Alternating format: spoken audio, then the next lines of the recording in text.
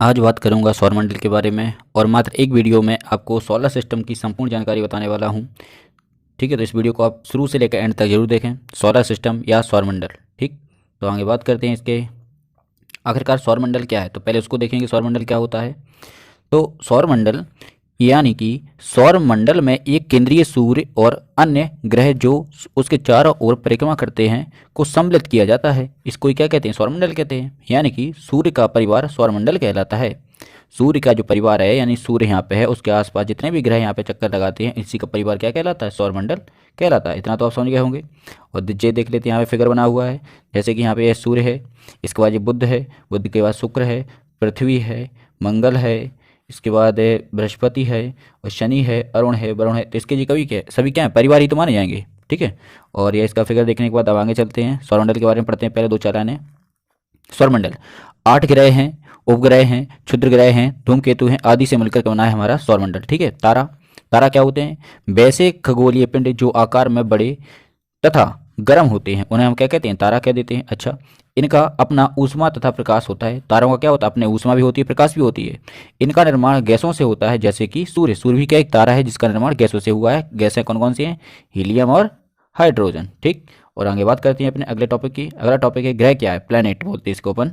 तो ग्रह को अंग्रेजी में कहते हैं प्लैनेट, यानी प्लैनेट एक ग्रीक भाषा का शब्द है। इसे हम प्लेनेटाई प्लेनेटाई का अर्थ क्या होता है? परिभ्रमक। क्या होता है इसका अर्थ? परिभ्रमक। इसका अपना ऊष्मा प्रकाश नहीं होता है। ठीक है, ग्रहों का अपना ऊष्मा या प्रकाश नहीं होता, लेकिन तारों का होता है। ठीक है, उपग्रह क्या होते हैं? ये ग्रहों के चक्कर लगाते हैं, जैसे कि चंद्रमा। चंद्रमा किसका चक्कर लगाता है? पृथ्वी का चक्कर लगाता है। ठीक है, तो यहाँ पे आप फिगर भी देखते जाना, इमेज भी देखते जाना, अच्छे समझ में आ जाएगा इस वीडियो के माध्यम से आपको, और कभी भी दोबारा भी आपको पढ़ने की जरूरत नहीं पड़ेगी। तो आगे देखते हैं धूमकेतु क्या है। ये अनियमित कक्षा में सूर्य की परिक्रमा करते हैं, जैसे कि हेली। हेली क्या करता है? 76 साल के बाद एक चक्कर लगा पाता है। एक हेली उपग्रह है जो 76 साल बाद, इसको हम धूमकेतु के नाम से जानते हैं, 76 साल बाद यह परिक्रमा करता है। अगला है क्षुद्र ग्रह। क्षुद्र ग्रहों की बेल्ट, यानी बेल्ट मतलब क्षुद्र ग्रह ही क्षुद्र ग्रह हैं, वहाँ पे वो किसी बेल्ट कहलाते हैं। तो वह बेल्ट मंगल और शनि ग्रहों के बीच में पाई जाती है। किस किस के बीच में? क्षुद्र ग्रहों की बेल्ट या क्षुद्र ग्रह कहाँ पाए जाते हैं? तो मंगल और बृहस्पति के बीच में पाए जाते हैं। ठीक है, और आगे बात करते हैं। सबसे बड़ा क्षुद्र ग्रह सेरेस है। कौन सा है? सेरेस है। इसका फैलाव कितना है? 10-32 किलोमीटर है। कितना है? 10-32 किलोमीटर। किस किस बीच में पाया जाता है? तो आपको बता दिया, एक तो मंगल और एक बृहस्पति के बीच में हमारे क्षुद्र ग्रहों की यहाँ बेल्ट पाई जाती है। अच्छे समझ लेना यहाँ पे। और आगे बात करते हैं अपने अगले टॉपिक की। सौरमंडल की आकृति के बारे में देखते हैं। अगर आपको ऐसा सेशन अच्छा लग रहा है तो इस वीडियो को लाइक और शेयर जरूर करते चलें। तो सौरमंडल की आकृति के बारे में देखते हैं। देखो यहाँ पे यह सौरमंडल का तस्तरी नुमा है। ठीक है, यह सूर्य है, और सूर्य कैसा है? यहाँ इसका चक्कर लगाता रहता है, यह तस्तरी नुमा होता है। इसका व्यास है 1173 करोड़ किलोमीटर। 1173 करोड़ किलोमीटर इसका व्यास है। और आगे देखते हैं अपने अगले टॉपिक के बारे में, यानी इसको एक बार और देख लेते हैं। आकार तथा संरचना की दृष्टि से सौरमंडल के ग्रहों को दो भागों में विभक्त किया गया है। कौन कौन से? एक आंतरिक ग्रह है। आंतरिक ग्रह कौन कौन से होते हैं? बुध है, शुक्र है, पृथ्वी है, मंगल है, आंतरिक ग्रह है। आकार छोटे पर घनत्व अधिक होता है। इनका आकार छोटा होता है, एक घनत्व ज़्यादा होता है। इनकी संरचना भारी पदार्थों तथा धातुओं से हुई है। ठीक है, इनकी संरचना कैसे हुई? भारी पदार्थ और धातुओं से मिलकर बने हैं। इनको पार्थिव ग्रह भी कहते हैं। कौन से ग्रह? पार्थिव ग्रह भी कहते हैं। तो अच्छे से समझते चलना यहाँ से। और दूसरा आता है बाह्य ग्रह। दूसरा कौन सा ग्रह? बाह्य ग्रह आता है। तो बाह्य ग्रह क्या होते हैं?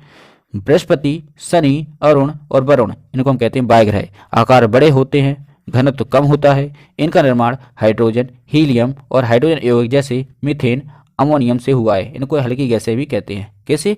इनमें हल्की गैसें भी पाई जाती हैं। तो आगे देखते हैं अपने अगले टॉपिक के बारे में। अगला है सभी ग्रह सूर्य के चारों ओर पश्चिम से पूर्व की ओर चक्कर लगाते हैं। कहाँ से? पश्चिम से पूर्व की ओर चक्कर लगाते हैं। ठीक है, तरफ चक्कर लगाते हैं घड़ी के सुई के विपरीत दिशा में, यानी घड़ी चलती है अगर इस दिशा में तो यह चक्कर लगाते हैं इसके विपरीत दिशा में। ठीक है, यह पश्चिम है, यह पूर्व है, तो यह चक्कर इस साइड से इस साइड को लगाएंगे। ठीक है, किस साइड से? इस साइड से ऐसे चक्कर लगाते हैं। अपवाद कौन है? शुक्र तथा अरुण, यह हमारे पूर्व से पश्चिम की ओर चक्कर लगाते हैं। कौन से? शुक्र और अरुण पश्चिम से पूर्व से पश्चिम की ओर चक्कर लगाती हैं, अपवाद हैं। अगला देखते हैं, इसका अगला टॉपिक है सभी उपग्रह भी अपने पिता ग्रह के चारों तरफ पश्चिम से पूर्व की ओर ही चक्कर लगाते हैं। अपवाद कौन सा है? शनि तथा बृहस्पति। शनि तथा बृहस्पति ये पूर्व से पश्चिम की ओर चक्कर लगाते हैं। तो दोनों अलग लगाते हैं, थोड़ा ध्यान से पढ़ लेना, आ जाएगा समझ में। वीडियो को पॉज करके एक बार इसको नोट भी कर सकते हैं। और अब देखते हैं सौरमंडल के बारे में। सौरमंडल का लगभग 99.99% द्रव्यमान सूर्य में है। किसमें? द्रव्यमान किसमें? सूर्य में है। सौरमंडल के बारे में देखते हैं। मंदाकिनी के केंद्र से लगभग 30,000 से लेकर 33,000 प्रकाश वर्ष की दूरी पर एक कोने में स्थित है। ठीक है, कहाँ पर? एक कोने में स्थित है। इसका आप देख लेना है। चित्र थोड़ा अच्छा नहीं दिख रहा होगा। यहाँ पे ध्रुव तारा है, प्रक्षमा सेंचुरी है, कृष्ण विवर्तिका है। यहाँ ये ब्रह्मांड का पूरा मंदाकिनी बनी है। हमारी आकाशगंगा का नाम मंदाकिनी है। देवयानी इसके पास वाली गंगा का नाम है। ठीक है, और अब यहाँ पे देखते हैं अपन। देखो, देवयानी है हमारी निकटवर्ती पड़ोसी को आकाशगंगा के नाम से जानते हैं। देवयानी की हमारे पास की मंदाकिनी के पास में है देवयानी। 8 मिनट 20 सेकंड में प्रकाश पहुंच जाता है पृथ्वी तक। ठीक है, इसकी दूरी सूर्य से पृथ्वी की दूरी कितनी है? 15 करोड़ किलोमीटर की दूरी है, 15 करोड़ किलोमीटर। और अब देखते हैं और सूर्य के बारे में, शन यानी सूर्य के बारे में। तो सूर्य का आयु कितना है? 5 अरब प्रकाश वर्ष है, 5 अरब वर्ष है। आधुनिक अनुमान के अनुसार मंदाकिनी के केंद्र यानी 32,000, पश्चिम से दक्षिण सूर्य की दूरी है 32,000। और आगे बात करते हैं इसके अगले टॉपिक की। सूर्य एक गोलाकार कक्ष में 250 किलोमीटर प्रति सेकंड के औसत गति से मंदाकिनी के चारों ओर परिक्रमा करता है। सूर्य को मंदाकिनी के केंद्र को एक बार परिक्रमा करने में 25 करोड़ वर्ष लगते हैं। यह अवधि ब्रह्मांड वर्ष कहलाती है। इसी को हम क्या कहते हैं? ब्रह्मांड वर्ष कहते हैं। सूर्य पृथ्वी से 109 गुना बड़ा एवं 3,33,000 गुना भारी है, लेकिन गुरुत्वाकर्षण पृथ्वी के गुरुत्वाकर्षण से 28 गुना अधिक है। ठीक है, आगे बात करते हैं अगले टॉपिक किसके कि सूर्य के रासायनिक संगठन कौन कौन से। जैसे 71% हिस्सा हाइड्रोजन का होता है, 26.05% हीलियम का होता है, 2.5% लिथियम व यूरेनियम का होता है। अब क्रिया कैसे होता है उसको वो भी देखते हैं। अब क्रिया के बारे में इसके नाभ की संलयन द्वारा हाइड्रोजन का हीलियम में रूपांतरण हो जाता है। नाभ की संलयन के द्वारा हाइड्रोजन का हीलियम में रूपांतरण होता है। यह प्रक्रिया ही सूर्य की ऊर्जा का स्रोत है। इसी प्रक्रिया से ऊर्जा का स्रोत होता है। अब यहाँ पे सूर्य की संरचना देखते हैं, संरचना के बारे में देखते हैं और इसमें क्या क्या होता है। जैसे कि यहाँ पे लिखा है सौर कलंक। तापमान सूर्य के सतह से कम होता है इसका सौर कलंक का। केंद्रीय भाग देखते हैं क्रोड होता है। बाहरी भाग प्रकाश मंडल होता है। इसका दीप्तिमान सतह का तापमान 6000 डिग्री सेंटीग्रेड होता है। इसको भी देखना है एक बार आपको। ठीक है, इसके बीचों बीच में फ्राउनहोफर रेखाएं निकली हुई होती हैं। क्रोड है, क्रोड का 1.5 करोड़, इसके बीच का भाग 1.5 करोड़ डिग्री सेल्सियस तापमान होता है, बहुत ही अत्यधिक। ठीक, वर्णमंडल देखते हैं। तो वर्णमंडल क्या होता है? इसमें जो बना हुआ है यहाँ पे वर्णमंडल होता है, इसके डायग्राम भी बनाए हुए हैं। प्रकाश मंडल का, ठीक है, रंग कैसा होता है? लाल होता है, अप्रकाशमान होता है। आगे बात करते हैं इसके अगले भाग के टॉपिक की। देखो यहाँ पे क्रीट या कोरोना। क्रीट या कोरोना क्या होता है? इसके बीच बाहरी भाग जो रिंग सी बनी होती है उसको कहते हैं क्रीट या कोरोना। इसका बाहरी भाग एक्स किरण उत्सर्जित करता है। इसका बाहरी भाग कौन सा? एक्स किरण उत्सर्जित करता है। सिर्फ सूर्य ग्रहण के समय भी ऐसा घटना देखने को मिलती है। कब? सूर्य ग्रहण के समय।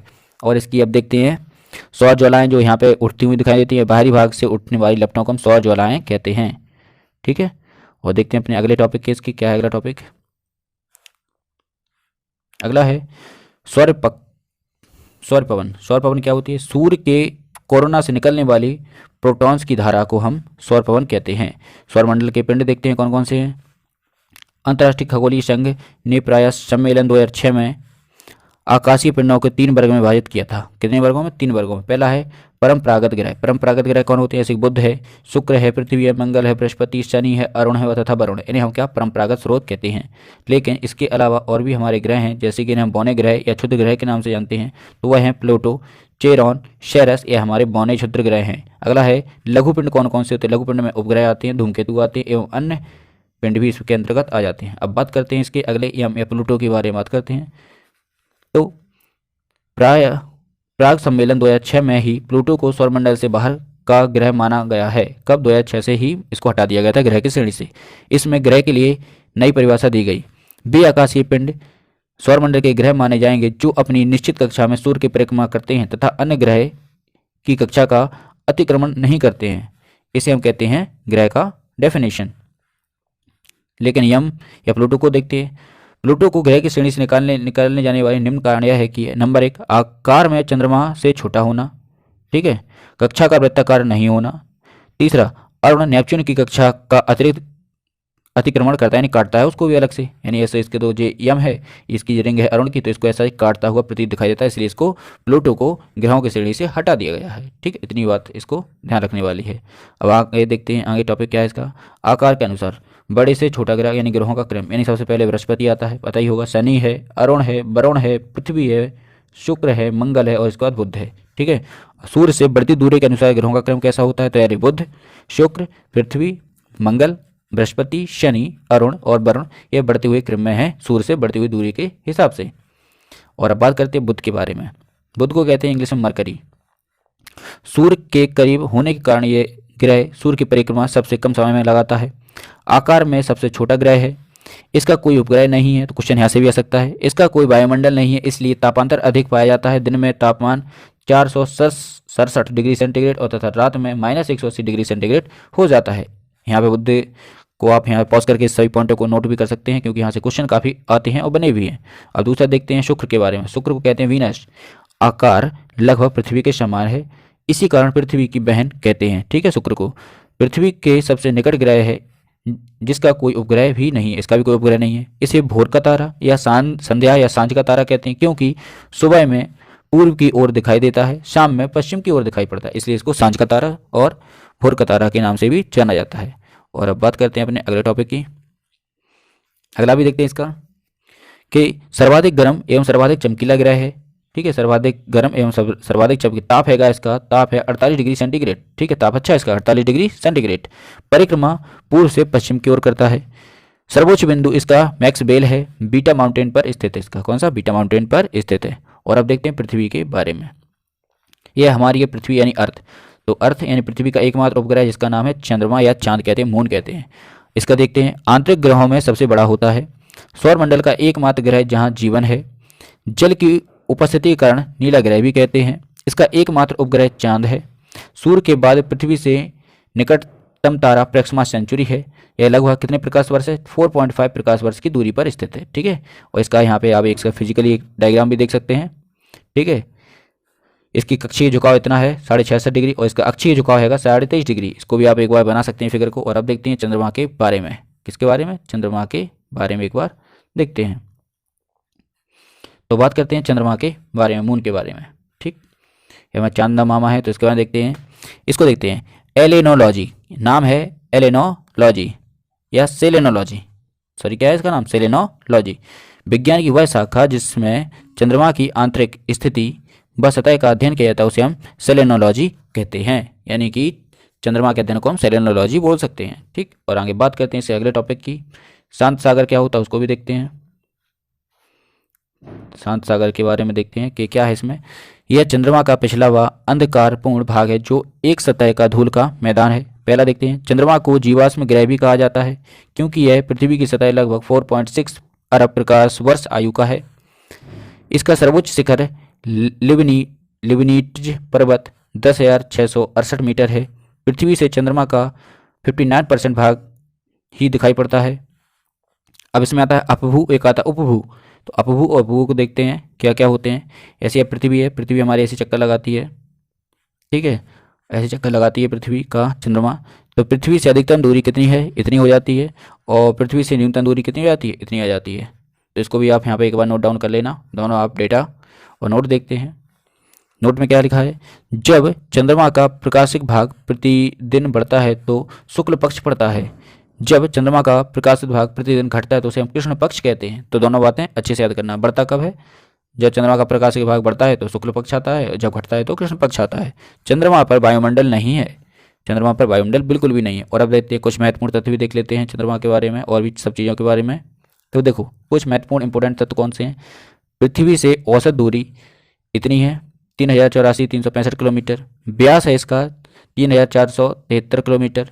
घनत्व है इसका 3.3 किलोग्राम मीटर क्यूब इसका घनत्व है। पृथ्वी के संदर्भ में द्रव्यमान 1/181 है। तो सभी पॉइंट यहाँ पे इंपॉर्टेंट है, तो अच्छे से एक बार नोट कर लेना। और अब बात करते हैं मंगल ग्रह के बारे में। तो मंगल यानी मार्स के बारे में बात करते हैं। मंगल को लाल ग्रह कहते हैं, क्योंकि इसकी सतह पर लोहे ऑक्साइड पाया जाता है, जिससे इसका रंग लाल हो जाता है। लोहे ऑक्साइड की वजह से इसको हम लाल ग्रह के नाम से भी जानते हैं। मंगल के 2 ध्रुव हैं और वहाँ भी पृथ्वी की तरह ऋतुएं परिवर्तन होती हैं। ऐसा पृथ्वी की तरह मंगल की धुरी झुकी होने के कारण होता है। इसके 2 उपग्रह भी, एक है फोबोस एक है डिमोस, एक है फोबोस एक है डिमोस, इसके 2 उपग्रह भी हैं। तो इसको भी आप एक बार नोट डाउन कर सकते हैं। इसको अगला देखते हैं। इसमें एक जगह है निक्स ओलंपिया, एक पर्वत है जो माउंट एवरेस्ट से लगभग 3 गुना ऊंचा है। निक्स ओलंपिया सौरमंडल का सबसे बड़ा ज्वालामुखी ओलिपस में से भी हमारा कहाँ पे, मंगल ग्रह पे पाया जाता है। और बात करते हैं बृहस्पति या जुपिटर के बारे में बात करते हैं। तो जुपिटर के बारे में, बृहस्पति के बारे में बात करते हैं। यह गैसों से निर्मित ग्रह है और इसके वायुमंडल में मुख्यतः हाइड्रोजन या हीलियम गैस पाई जाती है। इसके सतह पर एक विशाल गड्ढा है जिससे आग की लपटें निकलती रहती हैं जो लाल धब्बा जैसा दिखाई पड़ता है। इसे 63 उपग्रह हैं, इसके कितने, 63 उपग्रह हैं, जिसमें से गैनीमीड सबसे बड़ा है। और बृहस्पति से रेडियो तरंगें प्रसारित होती रहती हैं। कौन सी तरंगें, रेडियो तरंगें प्रकाशित होती हैं, किस ग्रह से, तो बृहस्पति ग्रह से। और अब बात करते हैं अगले शनि ग्रह के यानी सैटर्न के बारे में बात करते हैं। इसके चारों ओर वलय पाया जाता है जिसकी संख्या 110 है, जिसकी संख्या 110 है इन वलयों की संख्या। आगे भी देखते हैं इसमें। इसके 62 उपग्रह हैं जिसमें टाइटन सबसे बड़ा उपग्रह है। उसका था गैनीमेड बृहस्पति का, इसका है टाइटन सबसे बड़ा। तीव्र गति से घूमने के कारण इसको सौरमंडल का सबसे चपटा ग्रह भी कहते हैं। प्रकाश में पीले तारे की तरह नजर आता है, कैसे, पीले तारे की तरह नजर आता है। और अब बात करते हैं यूरेनस या अरुण के बारे में। मीथेन गैस की अधिकता के कारण हरा रंग दिखाई पड़ता है इस ग्रह का। पूर्व से पश्चिम की दिशा में घूमता है, जहाँ सूर्योदय पश्चिम में तथा सूर्यास्त पूर्व में होता है। तो इसकी दोनों ही अलग अलग प्रोसेस हैं, ठीक है, पूर्व से पश्चिम की ओर घूमता है। आगे भी देखते हैं। इसके चारों ओर छल्ले पाए जाते हैं, alpha, beta, gamma, delta, epsilon पाए जाते हैं। अपनी धुरी पर सूर्य के चारों ओर अधिक झुकाव के कारण लेटा हुआ प्रतीत होता है, इसलिए हम लेटा ग्रह के नाम से भी इसको जानते हैं। इसके 27 उपग्रह हैं जिसमें टाइटेनिया सबसे बड़ा है, और अब बात करते हैं अरुण के बारे में, नेपच्यून के बारे में। सबसे ठंडा ग्रह है, सूर्य से अधिकतम दूरी के कारण इसके 13 उपग्रह हैं। कितने, 13 उपग्रह हैं। ट्राइटन चंद्रमा से बड़ा है। और आगे भी देखते हैं। इसका सबसे छोटा उपग्रह नेयार है, नेयार इसका सबसे छोटा उपग्रह भी है। इसका रंग हल्का पीला है, ठीक है, इसका भी रंग कैसा, हल्का और पीला है। दोस्तों अगर आपको यह वीडियो अच्छा लगा है तो इस वीडियो को जरूर लाइक, सब्सक्राइब, शेयर करें। Thank you. जय हिंद।